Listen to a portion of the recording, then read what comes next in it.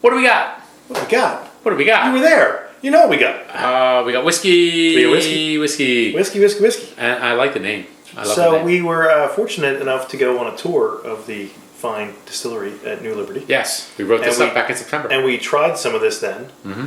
And we were fortunate enough to go to another event with the people behind New Liberty. Yes. And we were at Art in the Age, and they had little bottles of this and some other items there. And I bought this so we could review it now. I like it. We liked it then. I think we'll like it now. And what's this called? This is the New Liberty Bloody Butcher Bourbon Whiskey. Now, Bloody Butcher is the corn variety, correct? It's the corn variety. Is it like a red? It is a corn that has deep red kernels. Right. So they put coloring into this to bring it back, but it has a different sort of flavor to it. It's part of that Ancient Grain series with Rose and Rime, Bloody Butcher corn, and some other things. Where this apparently was a very popular corn at one point for making things, but people don't like corn on the cob that's all red. So I'd be cool with that. So they don't get that anymore. Okay. So now they're bringing these kernels back, so it's something different. It has a different kind of fruity, buttery flavor to it, so there'll be a slightly different flavor Nice. All right. to what's in there. I'm excited. So in the early 1800s, European settlers in the southern United States blended their corn with a native variety. The result was the Bloody Butcher corn. Instantly recognizable for its striking deep red kernels and legendary fruity, buttery flavor. Unsuitable for industrial scale farming, this heirloom variety is grown by only a few farmers. Ooh, a pop. A pop. Yeah, And possibly a glug glug. Maybe. Let's hear it. All right. Let's bet. How much glug glug? There's enough. A little bit. None for you, though. None for just the neck. No glug glug for you. None for you.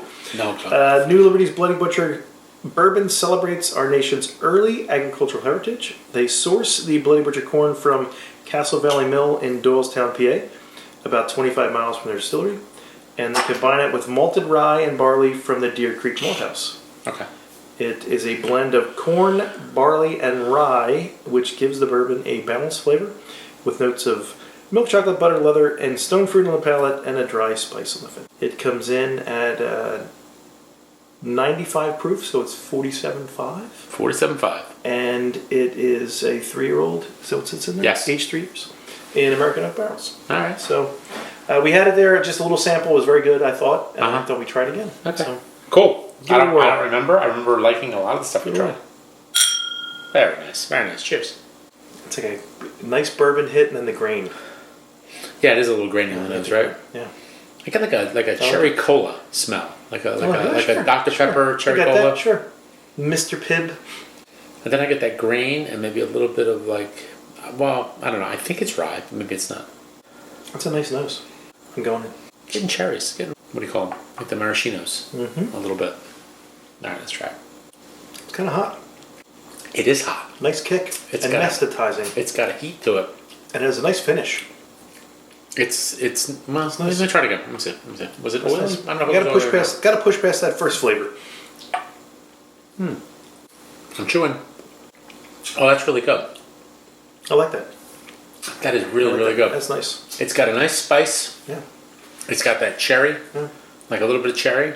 Stone fruit. You get a little bit of like sugar, like a real dark brown sugar, not burnt, but just like a little hit of like molasses or sugar.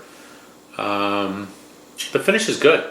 It's a little like leathery, a little tobacco-y on the back end, like a sweet tobacco. To me, it tastes older.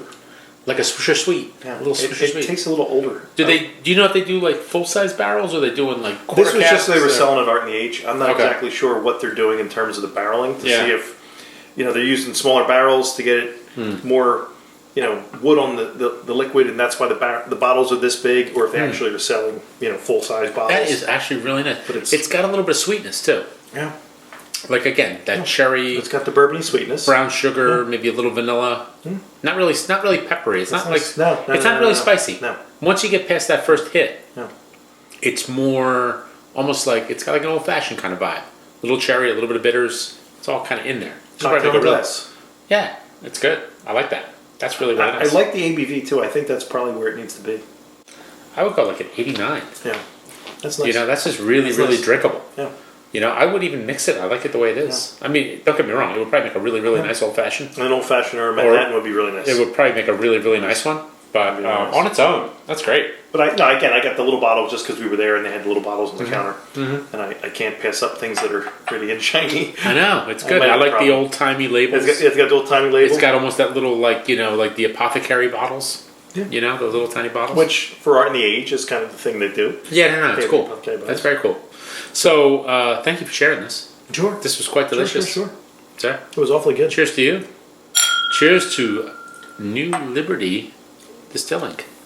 Nice place, And by the way. folks behind it, too. By the way, yeah, if you're in Philly, where's it? Kensington, or is it in Fishtown? Fishtown. Yeah. If you're a conventioner, if you come into town, I'm sure you could get somebody to drive you there. That's cool. And they'd be more than happy to take a group of people. They could have up to around 70, I think they said was the number. Well, they've got that tasting room upstairs. Tasting room upstairs. I think they said they had about 70 or 75 in that room. It's good. I'll put a link down below in the comments back to our review. That would be a place, if you're in town for any reason and you got a group of people looking for a place to go, they are more than accommodating. Yes. The day we went out, I think they said they had a bunch of teachers in there before we were there. So God knows. God knows teachers need to drink. They know what they're doing. And it's just a great tasting room. A great group of people there too. It was very good. So, all right, sir. Thank you for sharing. Cheers. Cheers.